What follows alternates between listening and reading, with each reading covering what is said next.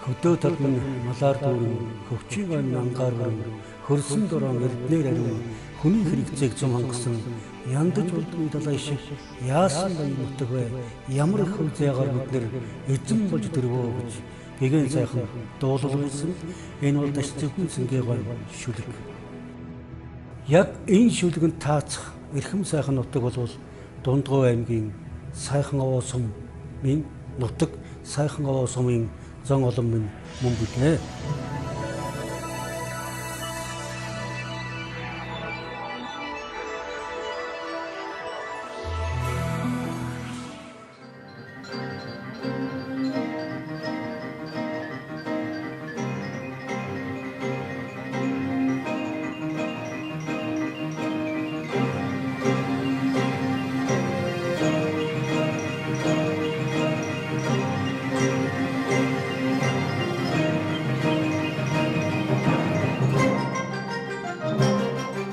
Дундгой аймгийн сайхан овоо сум 100 жил. Говь түшээгүний хошууны төвн Дэлгэр хангай уулын урд ангирт Мөнх хашаат гэдэг газар 1693 онд ханаа ширлэн тулгаа тулж галаа түлжээ. Их говь бэсрэг улсынхаа дунд түүх цадгаан бичиж явсаар 230 жилийн дараа 1923 онд Монгол улсын засаг захиргааны шинэ хуваарлалтаар 13 сум багтаас нь Дэлгэр хангай уулын хошууг шинжилэн байгуулахад бүрэлдэхүүнд нь сайхан овоо байсан юм. Дараа жил нь буюу 1924 онд сайхан овоо сумыг албан ёсоор байгуулжээ. 1923 оны усан гахай жил Богд хан уулын аймгийн Дэлгэр хангай уулын хошууг задлж сум дуулгах шийдвэр гарсны дагуу хошууны баруун хойд зах нутагт сум байгуулахаар тогтож нутгийн хашир хүмүүс хаана байгуулах тухай хэлэлцсэн байна. Тэр үед нутгийн зарим өвгөд цогтуулан дах онгийн хийд бараадуулан байгуулж цогтуулын эрдний тахилгад сайхан овоо хайрхнаар нэрлэх санал гаргажээ. Гэтэл хийдтэй хамт байж болохгүй. Нөгөө тэгүр бартаа ихтэй тул алстаа чи чан хурж чадахгүй гэлцээд газрын дунд байрлалтай сайн устай хэмээн ширээ гэдэг газрыг сонгон анхны тулгын чулууга тулж сайхан овоо хэмээн нэрлэхэр болсон байлаа. Сумын анхны дарга Паландоржих мал сайтай айл байсан тул тэднийг хаана өвлжүүлж, хаана хаварж сумын төв тэнд нүүж явсан байдаг. Ингэж нүүдлэн явсаар 1931 оны төмөр 20 жил онг голын зүүн эрэг хадан хошууны ангирын тэгш дэнжийг сонгон төвхөнжээ. Сайхан овоо сум нийслэл Улаанбаатар хотоос 400 км-ийн зайд онг голын хөвөөнд оршдог. Өвөр хангайн Сант, Баянгол, Төгөрөг, Өмнө говийн Мандал овоо, Дунд говийн Эрдэнэ далай, Дэлгэр хангай сумдтай хаяа залган нутгалдаг.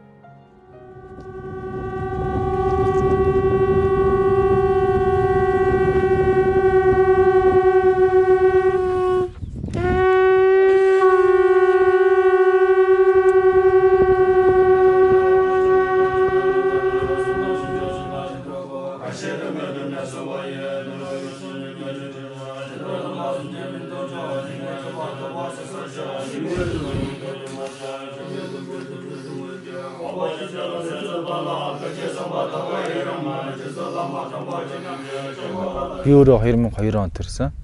Тэгээ анх далаа өгчөөс 2011 онд за хийдийн лам, за гандан тэгшлийн хийдийн ламнаар Идгаж Жинслацгийн ламнаар анх гэртэж 9 настай байхад одоо баригрын цанхлах дамцууд иржин дөрдөө дүр гэсэн далаа өгшийн бичгтэй, тамхтай ирээд за тэгээ 9 наснаас хойш одоо өдийгөр 21 настай тэгээд 12 3 жил лам за хувилгааны нэр зүгээ шавлаа сууж энэ. Тэг анх тодороод өмнөх дүрийнхаа одоо хийдэр одоо анх лам хувцсан өмсөж түүг жугаалга үлдээд үсээ осулдсан газараа. 100 дамнан өртөөсөн түүхэн замналд нутгийн зон олон ман лайлан урагшилсаар идүүгээ цахим зүүнч түүх уламжлал соёл занзаншлаа умарталгүй онгийн 3 хийд хэмээх алдарсан их хийдийн туйраас авшиг жанал баг хүртсэн байна. Энергийн их төв онгийн хийдийг хутагтлам, иш дон лүндөв, түүний шав барилам дамцаг торжнаар 1760-аас 1810 оны хооронд бариулсан нь сүсгтэн олныг эрдэм соёл, шашин төр, урлаг ухааны их замд хөтөлсөөр өдөө цагт Дундгой аймгийн 9 гайхамшигын нэгээр нэрлэгдсэн юм байна.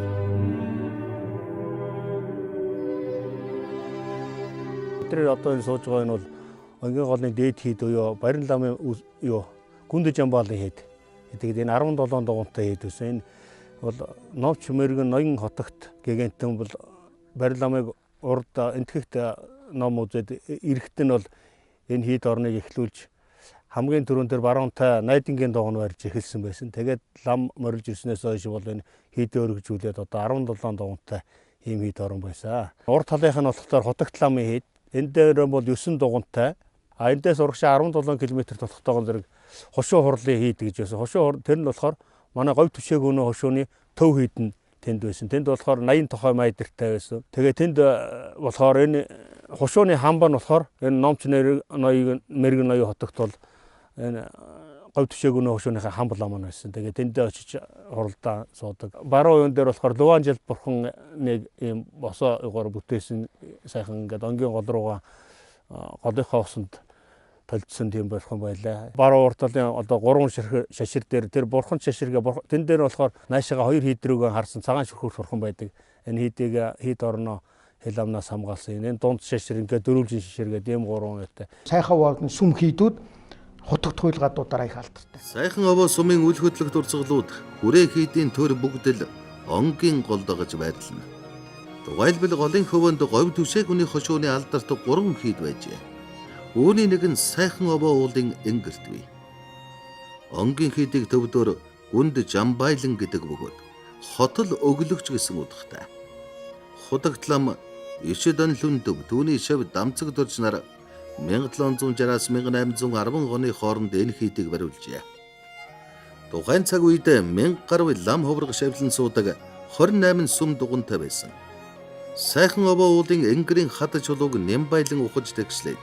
Үеэлсэн өндөр довжоонууд байгуулан дээр нь өөр хоорондоо ижилгүй уран барилгуудыг цогцлуулж бүхэл бүтэн хот маягтай бүтээсэн боловч эдгүй тэр бүхэн туйр болон үлдэжээ. 2001-ээс хойш өнөөдрийг хүртэл 22 жил 23 дахь жил дээр бид нар яг энэ нутагтайгаа голтойгоо үлдэхин төлөө хичээж чармаас ийм л он жилүүд байлаа. Төгрөг хайрхан болвол олон төмний шүтэн хайрхан.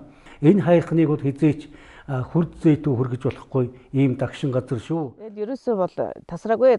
Одоо 3 онд чи баг 10 жилийн өмнө иржсэн гэл одоо уржигдэр гэхэд тэр нэг Франц Итали үлээ нэг Итали үг. Монгол хэлтэй. Өөр Монгол болцсон. Тэр чи 10 жилийн өмнө иржсэн гэж хэлсэн шүү. Тэгэхэд л одоо 10 20 өмнө дагуулад ирж байгаа. Тэгээд эргээ. Одоо дахиад би 10 жилийн дараа ирнэ гэж явж ил. Сайхан овоо сумын нутагт 1986 оноос эхлээд модыг тармилжуулах ажил явж эхэлсэн байт юм билээ.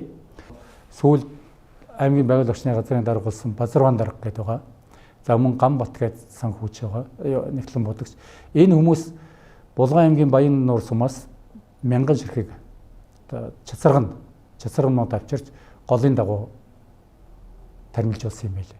Говь хангаа гэхгүй л энэ чацарган гэдэг бол ер нь бол ямар ч мод бол ургадаг юм байна. Ус шимтэл байх юм бол ургадаг юм байна гэж л ойлголттой байгаа. Хүн болгон одоо үлгэр жишээ болоод тарьж байна. Бургас янзын ургаж байна. Одоо голын цаадлаараа нийл энэ бид нар өөрсдөө тариагүй мөртлөнгөө энэ сайхан бургасны маань одоо үр нийл гараад ирсэн байна. Одоо би бас ингээд хамгаалах гээл хашаа түгчих гээл бэлдээл малаас хамгаалах гээл байж байна да. Энэ үйлсэд бол сайхан овоочууд бүгдээрээ оролцох ёстой. Мод бол ус шимж ургадаг ч гэсэн агаар болоод эргэж ус болж буудаг ийм буянтай эдээ. Мод бол тэнгэр газрыг холбодог тийм хамгийн нандин ногоон сувраг юм шүү гэж хэлмээр байна. Зүгээр яваад өнгөрч байгаа хүн гадны хүн өдөр очиход бол яасан ч уйдахтай юм, яасан ч өвс ногоо муутай тачир хайшин газар дандаа салхи тавьж явах юм, дандаа шороо хийсч байх юм гэж боддог байж магадгүй. Гэтэл тэр чинь тэнд дас сурсан хүмүүстэй бол чинь салхины хүртэл сайхан байдэн штэ. Говийн салхи мэлх чинь ногоо цагаан ургацсан сайхан цаг дэлгэрсэн сайхан цагт бол таан хүмүүс анхлаад намар бол гоё шүү дээ. Айрын цагаан үнэртэй, атомны хомол үнэртэй гоё шүү дээ манай говьч.